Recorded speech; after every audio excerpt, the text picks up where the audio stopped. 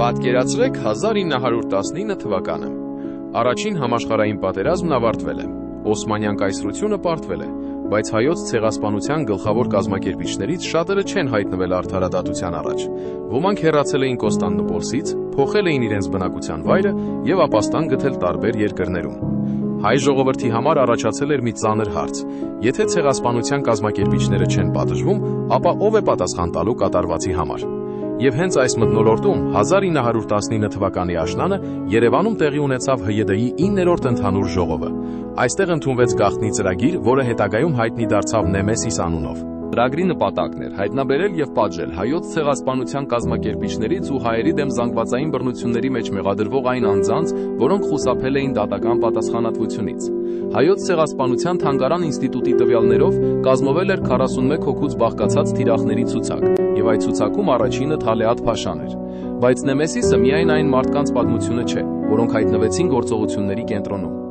Նրանցից ամենակարևորներից մեկը Արմեն Գարոն էր, Գարեգին Փաստրմաչյանը։ Նա ծնվել էր 1872 թվականին Կարինում եւ մինչ Նեմեսիսը արդեն հայտնի քաղաքական գործիչ էր։ Նա եղել էր Օսմանյան խորհրդարանի падգամավոր եւ Հայաստանի Հանրապետության դիվանագիտական ներկայացուցիչ։ Նեմեսիսի պատմության մեջ Արմեն Գարոն համարվում է ծրագրի գլխավոր ղեկավարներից մեկը։ Նրա կողքին կարևոր դեր ուներ Շահան Նաթալին, Հակոբ Տեր-Հակոբյանը։ Նա ծնվել էր 1884 թվականին Հուսեյնիկում։ Շահան Նաթալին դարձավ Նեմեսիսի ամենահայտնի գաղափարական եւ կազմակերպչական դեմքերից մեկը։ Նրա համար այս ծրագիրը պարզապես քաղաքական գործողություն չէր, այն կապված էր հայոց ցեղասպանության եւ անձնական կորուստների հետ, բայց գաղտնի գործողությունը չէր կարող իրականացվել միայն ղեկավարների միջոցով։ Անհրաժեշտ էր նաև կազմակերպչական եւ ֆինանսական համակարգ։ Այստեղ կարևոր անուն է Ահարոն Սաչակլյանը։ Նա ծնվել էր 1879 թվականին Մալաթիայում եւ Նեմեսիսի հետ կապված աղբյուրներում հիշատակվում է որպես ծրագրի ֆինանսական ու կազմակերպչական աշխատանքի կարևոր մասնակից։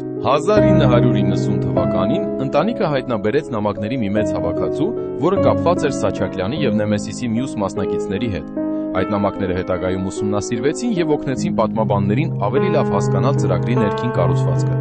Դրանցից որոշները նույնիսկ պահպանվել էին ծածկագրային ձևով։ Սա ցույց է տալիս, թե որքան զգուշությամբ էր պահպանվում գաղտնիությունը։ Մյուս կարևոր անուններից էր Հրաչ Փափազյանը։ Նրա դերը կապված էր տեղեկությունների հավաքագրման հետ։ Պատերազմից հետո ցեղասպանության կազմակերպիչներից շատերը հեռացել էին Օսմանյան կայսրությունից։ Ոմանք բնակվում էին Եվրոպայում եւ նրանց գտնվելու վայրերը պարզելը հեշտ չէր։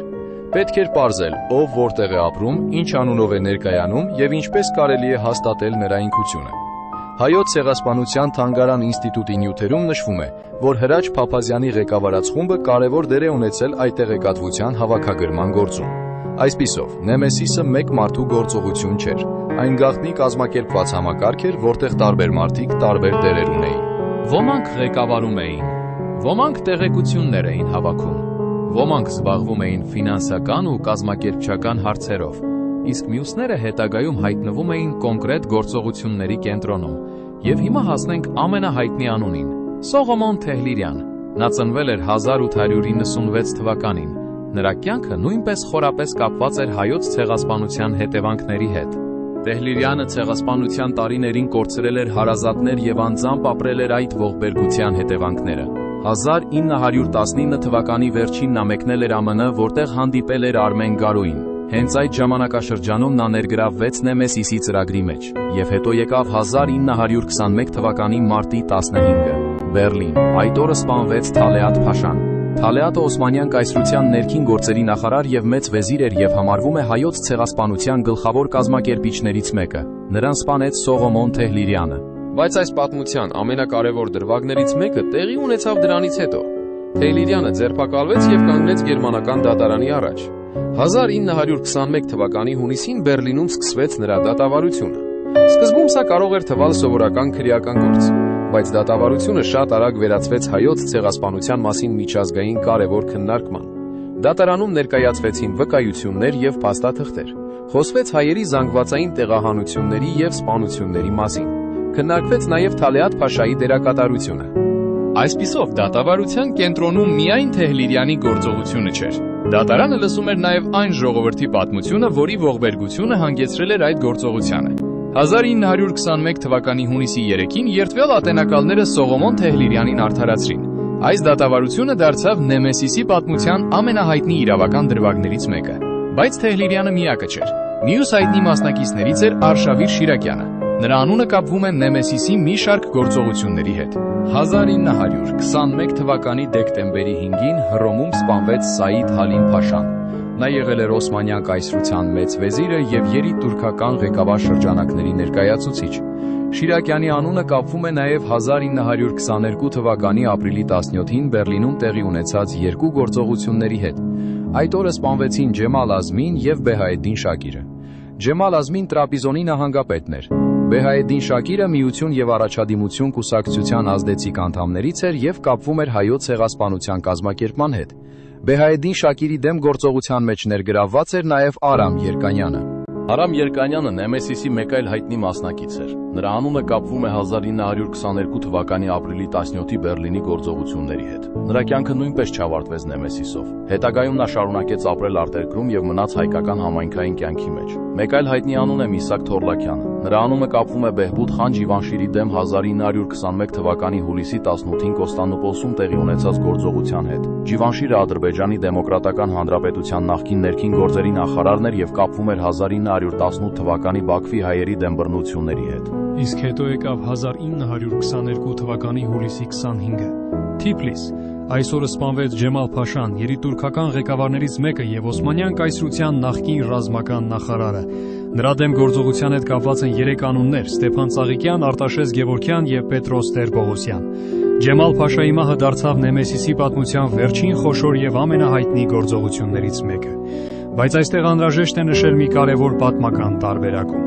Ֆաթալի խան Խոյսկու սպանությունը հաճախ ներկայացվում է Նեմեսիսի հետ միասին։ Խոյսկին Ադրբեջանի Դեմոկրատական Հանրապետության առաջին վարչապետն էր։ Նա սպանվեց 1920 թվականի հունիսի 19-ին Թիֆլիսում։ Սակայն այս դեպքի կապը Նեմեսիսի հիմնական գործողությունների հետ տարբեր աղբյուրներում տարբեր կերպ է ներկայացվում։ Ուստի պատմականորեն ավելի ճիշտ է այն ներկայացնել զգուշությամբ եւ չնույնացնել բոլոր դեպքերը։ Նույնը վերաբերում է Էնվեր Փաշային։ Էնվերը հայոց ցեղասպանության գլխավոր կազմակերպիչներից մեկն էր, բայց նրա մահը Նեմեսիսի գործողություն չէր։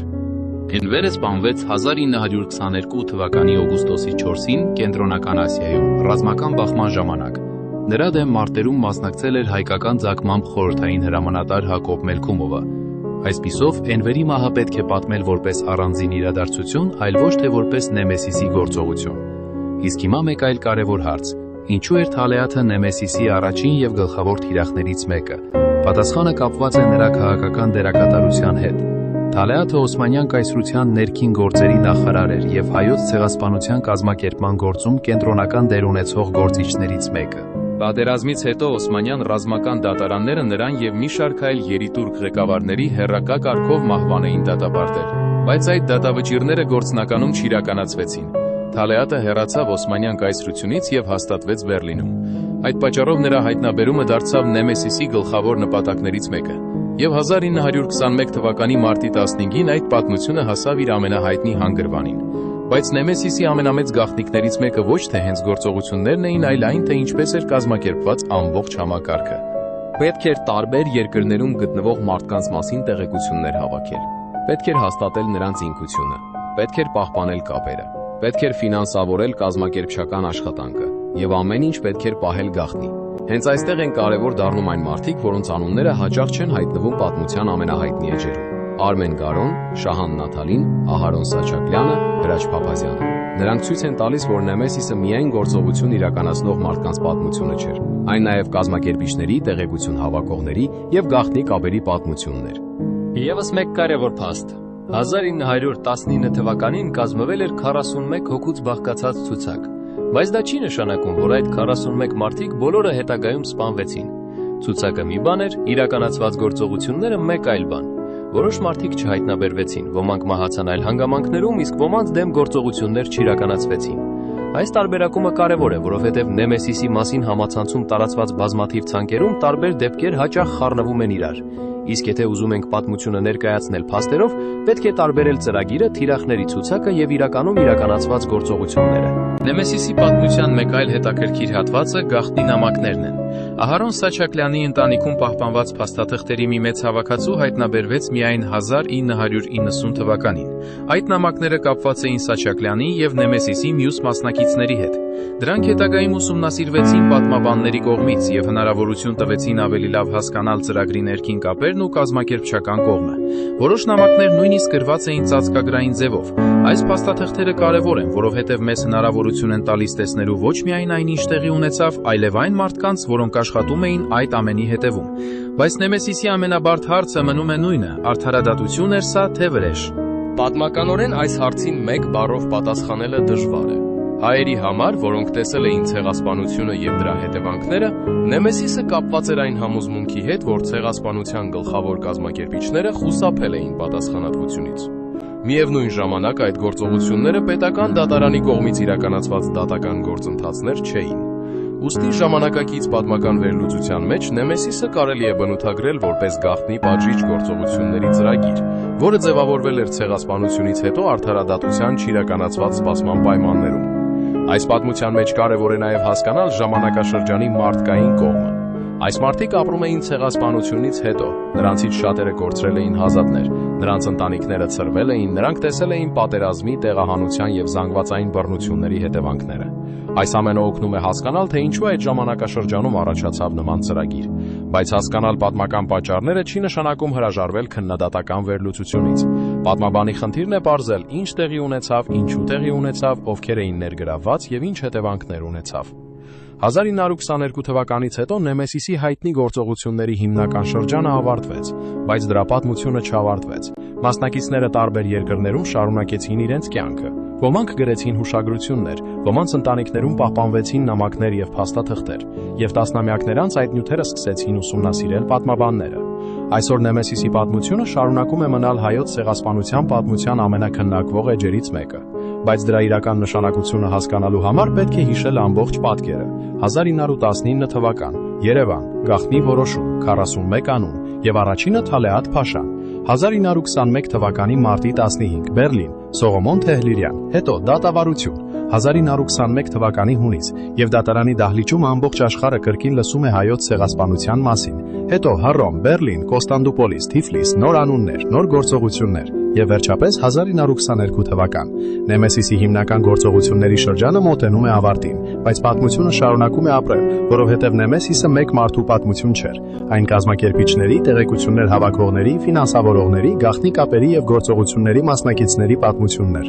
Արմեն Գարո, Շահան Նաթալի, Ահարոն Սաչակլյան, Հրաչ Փափազյան, Սողոմոն Թեհլիրյան, Արշավիր Շիրակյան, Արամ Երկանյան, Միսակ Թորլակյան, Ստեփան Ծաղիկյան, Արտաշես Գևորգյան, Պետրոս Տեր-Պողոսյան։ Յուրաքանչյուրն իր դերն ուներ, եւ հենց դրա համար Նեմեսիսի պատմությունը պետք է ուսումնասիրել ոչ թե որպես լեգենդ, այլ որպես փաստերի, մարդկանց գաղտնի որոշումների եւ պատմական հետևանքների բարդ պատմություն։ Սա պատմություն է ցեղասպանությունից հետո արդարադատության չիրականացված սպասման մասին։ Պատմություն է այն մասին, թե ինչ կարող է տեղի ունենալ, երբ զանգվածային հանցագործության պատասխանատուները մնում են անպատիժ։ Եվ ամենակարևորը, սա պատմություն է հիշողության մասին, որովհետև պատմությունը պետք է ոչ միայն հիշել, պետք է ուսումնասիրել։ Սա Նեմեսիսի պատմությունն էր։ Եթե ցանկանում եք լսել հայոց պատմության ավելի խորքային եւ քիչ հայտնի էջերը, բաժանորդագրվեք Armenia History-ին, որովհետև մեր պատմությունը միայն անցյալը չէ, այն հիշողություն է։